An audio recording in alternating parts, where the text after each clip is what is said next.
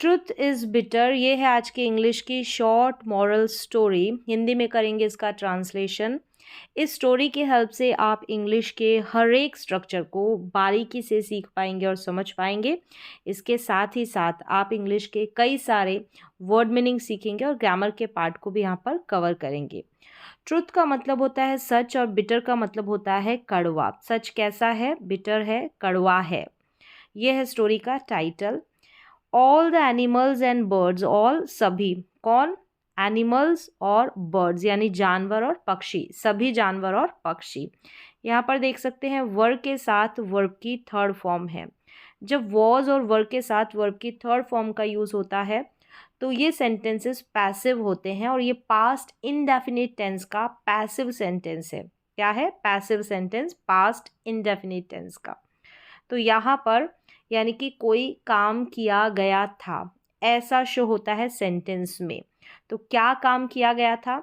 यानी इन सभी जानवरों और पक्षियों को क्या किया गया था? इनवाइटेड यानी आमंत्रित किया गया था या बुलाया गया था।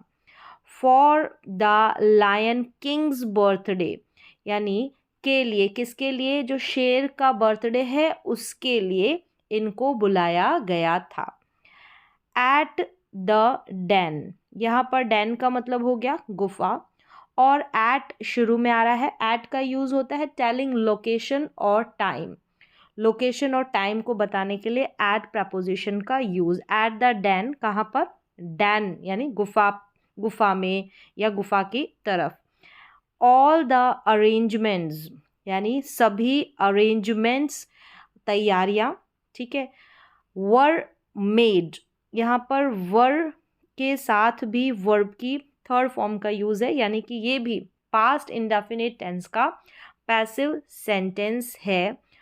फॉर के लिए, अ ग्रेट यानी बड़े या महान फीस्ट, फीस्ट का मतलब होता है दावत या भोज के लिए जो है सारे अरेंजमेंट्स यानी व्यवस्थाएं कर ली गई थी। फिर है all the beautiful dressed, all यानी सभी। अब यहाँ पर ऑल सभी कौन कौन? Animals and birds. ब्यूटी यहाँ पर है ब्यूटीफुली, कर लें इसको, ब्यूटीफुल ड्रेस नहीं होगा, ये होगा ब्यूटीफुली। ब्यूटीफुली यानी कि खूबसूरती से या आकर्षक ढंग से, सुंदरता से। ड्रेस्ड यानी ड्रेस्ड का मतलब होता है कपड़े पहनना, कपड़े पहने। तो सभी ने खूबसूरती से या आकर्षक ढंग से कपड़े पहने। एनिमल्स एंड बर्ड्स रीच्ड, अब ये यहाँ पर है वर्ब की सेकेंड फॉर्म, तो ये सिंपल पास्ट टेंस है। All the beautifully dressed animals and birds यानी सभी खूबसूरती से कपड़े पहने हुए, सुंदरता से यानी सुंदर रूप से, सुंदर ढंग से। द डैन, डैन में पहुँचे, रीच्ड पहुँचे। विद के साथ, किसके साथ? गिफ्ट्स के साथ यानी उपहार के साथ। एट द फिक्स्ड टाइम, निश्चित समय पर। The cake was cut, the cake was cut, अब यहाँ पर भी वॉज के साथ ये जो कट है ये वर्ब की थर्ड फॉर्म है। जो कट की तीनों फॉर्म होती है वो कट ही होती है, कट कट कट। तो ये वॉज के साथ वर्ब की थर्ड फॉर्म यानी कि ये भी पास्ट इंडेफिनिट टेंस का जो है पैसिव सेंटेंस है। पैसिव सेंटेंस का इस्तेमाल किया जाता है काम को दर्शाने के लिए, काम को दिखाने के लिए। ज़रूरी नहीं कि हम ये बताएं कि इसने किया उसने किया, बताते हैं तो पैसिव में बाय प्रपोजिशन लगाकर बता दिया जाता है, लेकिन काम को मेंशन किया जाता है, स्टार्टिंग में बताया जाता है। तो इस तरीके से पैसिव सेंटेंसेस में काम के ऊपर ज़्यादा फोकस किया जाता है, यानी ये काम किया गया, वो काम किया गया, इस तरीके से। तो वॉज और वर का इस्तेमाल कर कर फिर वर्ब की थर्ड फॉर्म लगाकर पास्ट इंडेफिनिट टेंस का पैसिव बना दिया जाता है। तो द केक वॉज कट यानी कि केक काटा गया। अब क्या काम किया गया? केक को काटने का। अब यहाँ पर शुरू में इस केक के ऊपर काम हुआ है, इसको काटा गया है। तो यहाँ पर कोई अलग से जो सब्जेक्ट है ना, ये एक्चुअल में ऑब्जेक्ट है, यानी इसके ऊपर काम किया गया है। नहीं तो सिंपल से जो टेंसेस वाले सेंटेंसेस बनते हैं वहाँ पर जो सब्जेक्ट आता है, कोई भी सब्जेक्ट होगा, वो काम करता है। लेकिन यहाँ पर इस केक के ऊपर काम किया गया है, तो ये चीज़ पैसिव सेंटेंसेस में क्लियरली क्लियरली रूप से हम बता सकते हैं। एवरीबडी सैंग, सिंग की सेकेंड फॉर्म है, वर्ब की सेकेंड फॉर्म, यानी कि ये पास्ट इंडेफिनिट टेंस है। एवरीबडी यानी सभी या सबने गाया the birthday song and enjoyed, enjoyed यानी कि आनंद लिया या मज़े लिए, द फीस्ट उस दावत के। ऑल द एनिमल्स एक्सेप्ट यानी सभी जानवर, ये जो है एक्सेप्ट का मतलब होता है को छोड़कर या के अलावा, तो किसको छोड़कर या किसके अलावा, द डंकी को छोड़कर, had come, had plus verb की थर्ड फॉर्म, यानी परफेक्ट टेंस है, हैड है इसलिए पास्ट का परफेक्ट टेंस है, फॉर द पार्टी, आए थे, जो है किसको छोड़कर, सभी जो जानवर है आए थे, सिर्फ डंकी को छोड़कर, डंकी के अलावा, गधे के अलावा। द लायन, अब यहाँ पर लायन हो गया है मिसप्रिंट, तो इसको LION कर ले, द लायन, ये लाइन हो गया है लायन। थॉट यानी शेर ने सोचा, थिंक की second form. Some urgent work, some यानी कोई अर्जेंट ज़रूरी, वर्क का मतलब काम। Must have stopped, must have, फिर यहाँ पर मस्ट हैव के बाद में ये थर्ड फॉर्म है स्टॉप्ड, यानी कि जब हम स्ट्रॉन्ग पॉसिबिलिटी दिखाते हैं, यानी ऐसा हुआ होगा, ऐसे सेंस में मस्ट हैव के साथ वर्ब की थर्ड फॉर्म। निश्चित ही या पक्का ऐसा हुआ होगा, क्या हुआ होगा, कोई ज़रूरी काम उसको हुआ होगा, इसलिए किसी ज़रूरी काम ने उसको रोक लिया होगा, स्टॉप्ड, रोक लिया होगा हिम उसे। नेक्स्ट डे अगले दिन, तब हम जो है स्ट्रॉन्ग पॉसिबिलिटी संभावना दिखाने के लिए मस्ट हैव के साथ वर्ब की थर्ड फॉर्म लगा देते हैं। नेक्स्ट डे अगले दिन, द लायन मेट, मिला, वर्ब की सेकेंड फॉर्म, ठीक है, मेट वर्ब की सेकेंड फॉर्म, द डंकी से मिला।